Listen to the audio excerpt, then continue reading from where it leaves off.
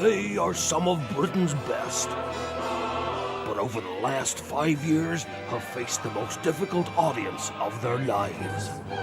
Pupils. For no fame or wealth could help them now, as they faced the teaching challenge.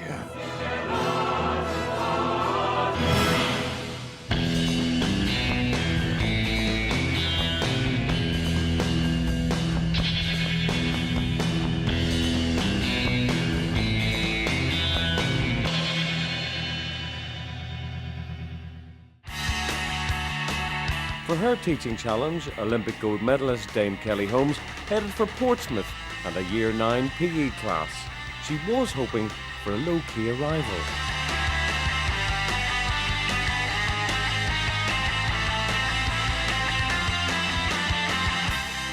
Oh my God! What am I doing? As with every teaching challenger, Kelly's PE class will have valuable observation and assessment from a professional. Keep going round, back round.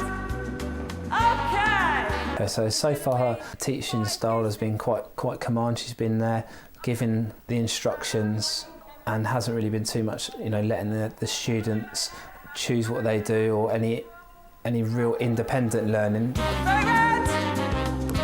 It hasn't been go away and practice, or it hasn't been giving any of the students an opportunity to assess each other or maybe even act as teachers with each other. Ready, go! Let's go! Louder, Tom!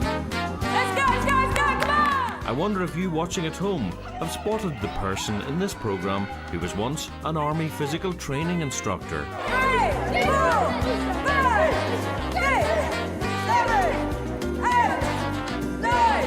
Okay, good, excellent. Well done. The class are more than happy to give their all and hear of gold-winning ambition. Since I was 14, I wanted to be Olympic champion.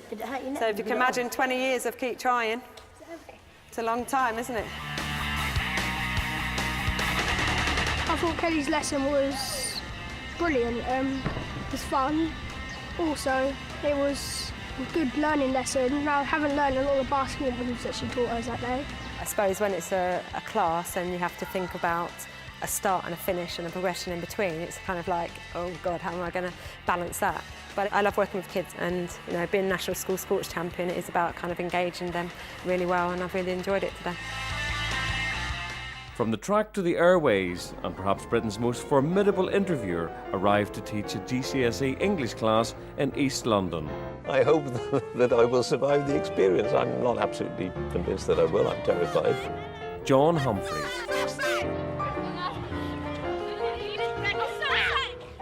I've never done anything like this in my life before. I've done sort of training things, the old days I used to do ghastly media training courses and all that. So this is different. My golly, is it different. Can't judge language in the same way that you test a car when its MOT has expired. It is possible to catch a butterfly, to pin it onto a board, and to study its anatomy. But the essence of the butterfly has vanished. Abby's had her hand up now for a very long time. It cannot be examined and analysed to see whether it works any more than you can study a pinned butterfly. It takes a full 5 minutes for John to notice Abby and allow her to speak. Yeah, sorry. But don't you think you're sort of being ironic when you use the butterfly metaphor? Well, it's a good point. It was slightly flowery language, I grant you, but I was trying to express an idea. Let me ask you a question. Did you understand the point? And this is not patronising, this is a serious question. Did you understand the butterfly metaphor when I made that point? I understand what you were trying to say. then I rest my case. That's all I wanted to do. However, you did say However. that language should not be ambiguous, and with the butterfly metaphor, there is a sense of ambiguity with I it. don't agree with you. Why? Why was that an ambiguous Why do you not metaphor? agree with me? Well, because I think... Well, they're in standoff, and it's... Obviously, if I fail to He's get it doing across well, and then it actually, failed, but I what he can has accept is he that. has a very Failing aggressive is pupil there But who's for me, I portraying thought it was a aggressive nice, body polite language, way of explaining who is it. also If highly language intelligent, which is an was awful a little situation for any teacher to be butterfly, in. I hope that I am communicating my thoughts to you. And in return, you've just done that to me. You've told me you thought my butterfly metaphor was crap. Well, fine. I mean, you're absolutely entitled to that. When humour comes And in, if the I'm mood because I lightens. probably will. I'll have another look at that, because you may be right. Come on, how did I do? Right, be honest, they were, for God's sake. This is how we normally start when observing lessons. How do you feel it went? How do I feel? And disastrously, utterly disastrously. We weren't, I thought, connecting intellectually at many points. When we did, and it happened sometimes, that was terrific. Yes. And you could see the youngster kind of going, yeah, wonderful feeling that, because you actually feel that there is a meeting of minds. But look, what you experienced there was probably exactly the same as any supply teacher in the country would experience. The emotional aspect of it is really quite tough. Boy, they earn their money. Yep. No argument about that.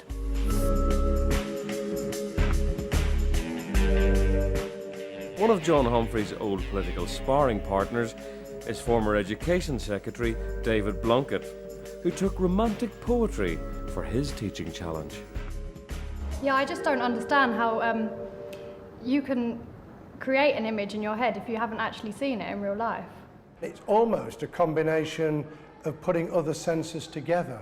It's actually building up a picture from your own life experiences, from touch, from smell, from standing on a hillside and feeling the breeze and the sun on your face, and being able to picture what other people have fed in. It's quite hard to do that without actually having those kind of images up in your mind. That's an interesting question to pose, actually.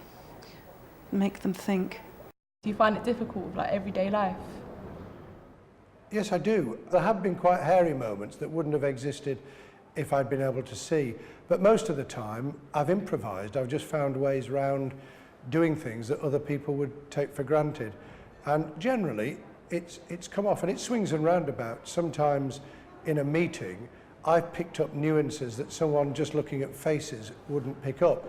And sometimes I've escaped from being frowned and scowled at when I've been saying things, which has made me slightly more honest in saying them than someone who would have seen the black look, perhaps of the Deputy Prime Minister, for instance, when I was saying something, and I would have not spotted it, so I'd have just carried on sublimely, unaware that I was in bad books.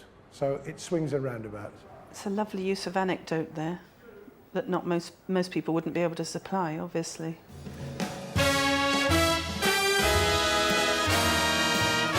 Prunella Scales and Timothy West turned their teaching challenge into an acting masterclass with an inner London comprehensive.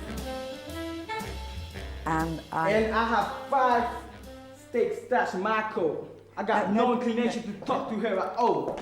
And this is a joke. You're not delivering. No. And then she wants to have a conversation with me in the supermarket. And I got 5 steaks stashed in my coat. Yes. But I mean, you don't need to show them, but you don't want to have a conversation in the supermarket with somebody when you've got 5 steaks that you've nicked in your pockets, eh? The blood might start to run. Blood might start to run, yeah. And I got 5 steaks stashed in my coat. You're still stressing out. You've got to, where you won't get the laugh if you say my. If you stress my. Sorry, you won't. And I got 5 steaks stacked in that coat. Better, much. I don't have any inclination to talk to her at all. None. And walk off. Yeah, it's lovely. Yes, very nice. Yes. Stick with it. Any questions about that, Alvaro? Any questions? What would you advise me to do when I have to do my part of, when I have to be more aggressive, like on the words? Never play a quality, always play an action. Don't play your anger, play what you do about it. All right. To excuse yourself. Look, I was furious with him because he wanted to rape me, you know. And I mean, how dare he? He wanted to rape me.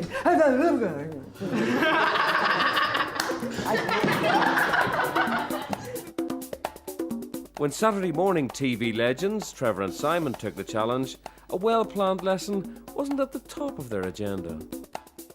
Do you have a lesson plan that you're hoping to follow? Yeah.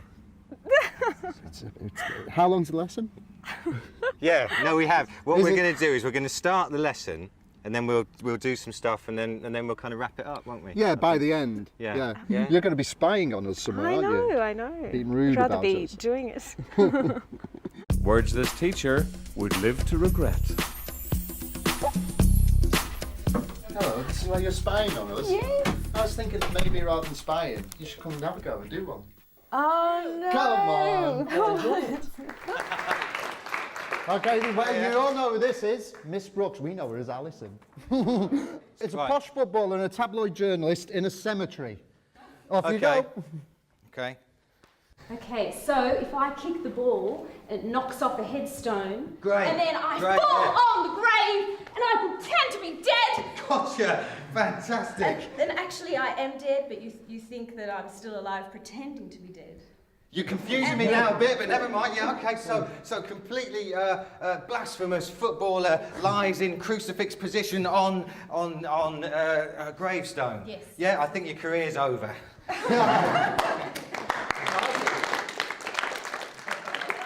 Great.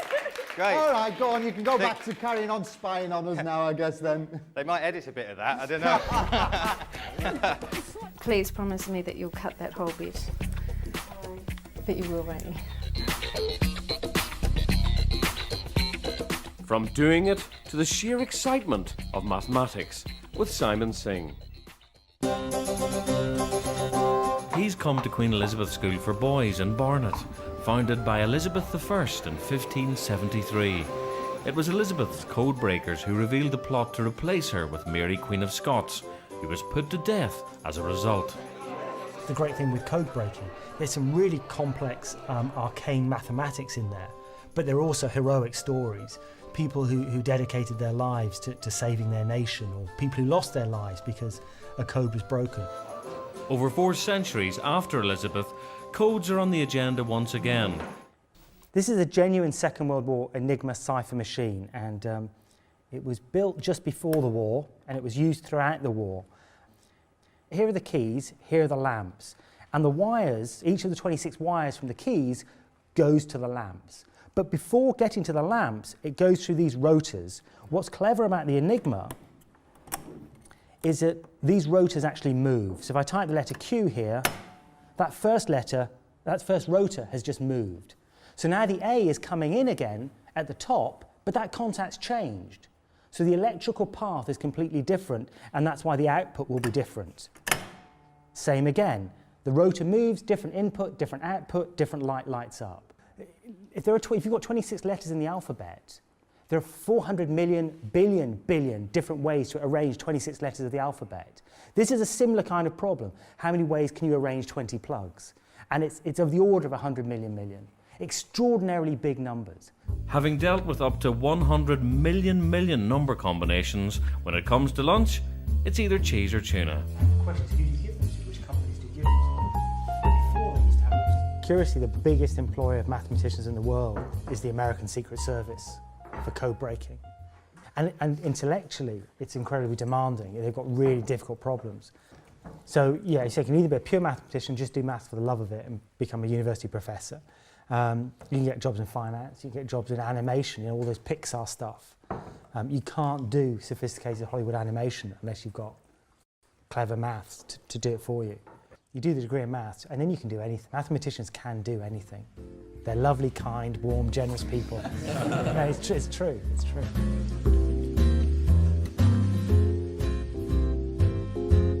Don't forget, you can watch the full-length version of these teaching challenges online by visiting the Teachers TV website.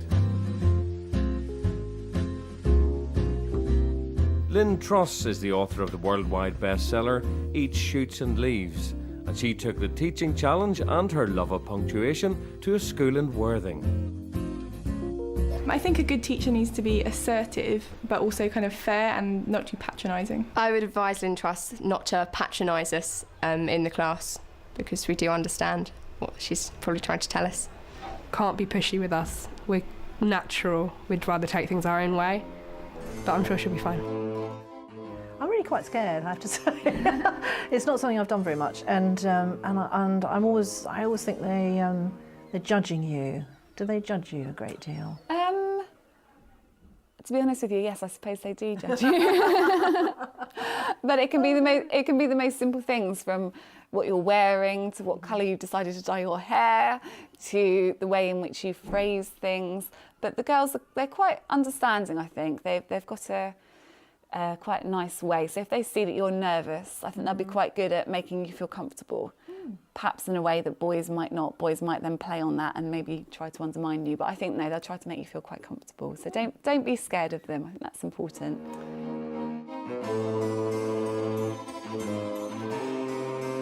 After a light workout, Lynn decided to break out of the classroom with her pupils.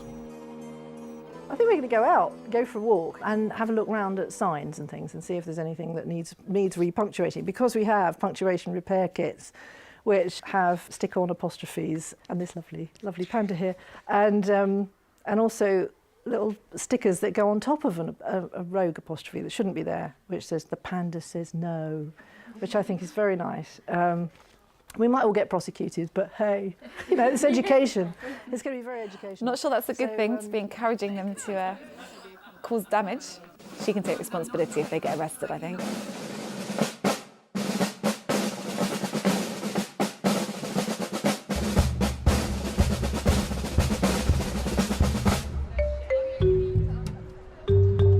Unleashed onto the streets of Worthing, the girls take no prisoners when it comes to missing apostrophes. I think there might be a problem with the boss guy. What if the name is Rolanus as opposed to Rolana? They do look smart though, don't they?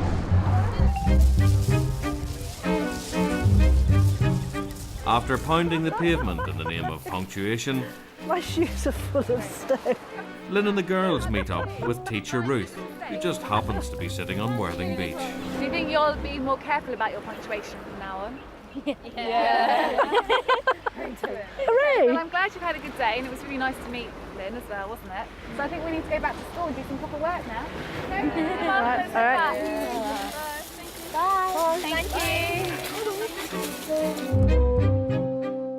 From Lynn's sore soul to the soul of a man who cooks soul but loves the soul of poetry, if you will. You all understand that this is a poem about great admiration for Seamus Heaney for his father and his grandfather. I just want you to spend a few minutes now, just a little written exercise, just write about somebody that you know that has a similar effect on you. It doesn't have to be a farmer, could be a postman, could be a painter decorator, could even be a humble chef.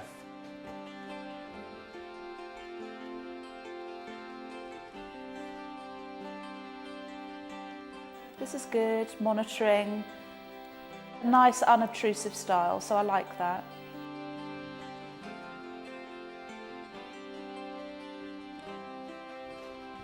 They're taking it very seriously.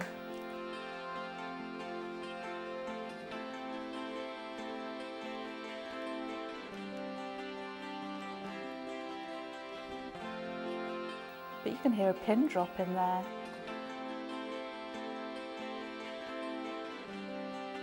This will be interesting to see what they've come up with in that time. Over here? My granddad died when I was about 2 years old, but I thought that he really respected me and that he would be trusted by me. He made a cot for me which looked as if it had been bought from somewhere. He made lots of other toys for me to play with. He was a very good carpenter. My dad was his son and he had a lot of things passed on to him, like a workbench, hammer and spades, etc. This is extremely personal reflection that he's elicited from these boys. That's lovely. eliciting a response from boys and girls proved to be more than a challenge for Tony Blair's former health guru, Carol Kaplan. Okay, I wonder whether I can get any pen and paper. If I put you in small groups. Obviously they're not responding and she's having to adapt quite quickly. 1 second. Yes, talk to me. No, you're not failing at all. These people here aren't talking to you at all. Okay, get them to stand up. No, get them to actually move around. Say you want a girl on each mat, and you want 2 boys on each. Okay, and then what you're going to do is you're going to give them a very short period of time. Give them 3 minutes and say, right, your ideal school meal. One of you writes, one of you gives me the answer when I go back, and the third person who isn't speaking, I'm going to get you to tell me an answer in a minute. You need to get some of these people involved. They're just not involved in the lesson enough. But you are doing fine. You are doing fine. No, you are. Keep smiling. But that 1 hour of teaching took its toll. Tell us what you're feeling now that the class is done and you've finished your teaching time. It was an experience. I mean, I'm not upset, I'm just overwhelmed. It was extraordinary because I've taught, my job is teaching. And when I was in front of the class, within the first 5 minutes, I thought, I'm not imparting any information. I felt that I was just talking to them. It sort of took me the 50 minutes to get into how do I do this. I mean, when they say you never stop learning, by God, you don't. Madness singer Suggs had a difficult learning experience himself, but for the teaching challenge, he returned to his old school in Camden. The Madness hit Baggy Trousers was written about the school, and Suggs joined the music class to help them write an updated version. It's a good school, and it works, but not very well, especially the lift. It's got special technology, it's got sociology, it's got psychology, but that's not a gift. Because it stinks.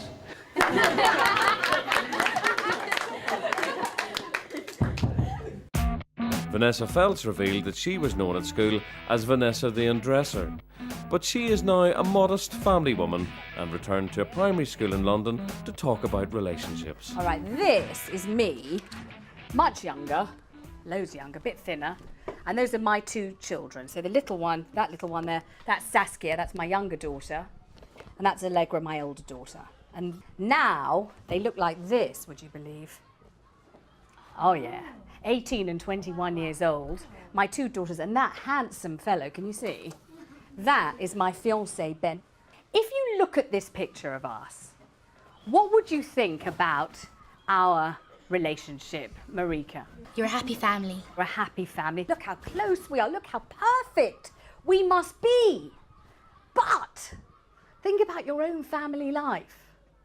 Think about what family life is really like, and I would have to take this cushion and I'd have to just chuck it across the room like that, because family life isn't ever really quite like it, or is it? Or is it? From the anonymity of broadcasting to 7 million Radio 1 listeners, Comedy Dave was very much out in the open as he became a teaching assistant on a primary school field trip. What are you going to draw? Are you going to draw a picture of? Yes. Are you? Are you going to draw a picture of the seaside? Yes. Are you? Fantastic.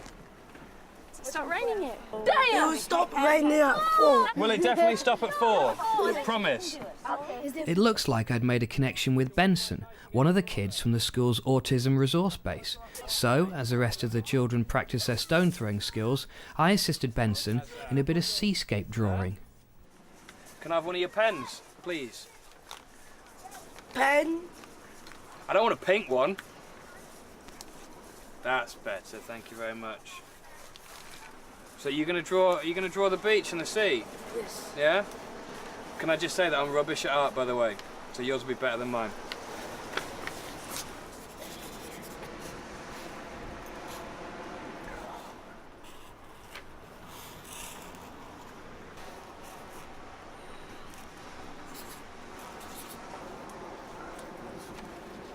bad. Yours is a lot better than mine, Benson. See there, right, is all the rocks, and there's the sea, and there's all the lightning in the sky. Lightning is rubbish. The lightning is rubbish. No, you're right. From the rainy coast to an imaginary island, that's where comedian Arthur Smith put his pupils for their citizenship class. All right, let's introduce another scenario. Freddie has killed a pig. There's only one pig. He's killed it and eaten it all himself and taken it away. Yeah. You've done it, what, Freddie, and also Freddie has drunk all the water that you've got. And what's more, he's sat up at a tree telling it he's being rude to everyone. What are we going to do about Freddie? Kill him. Throw stones at him.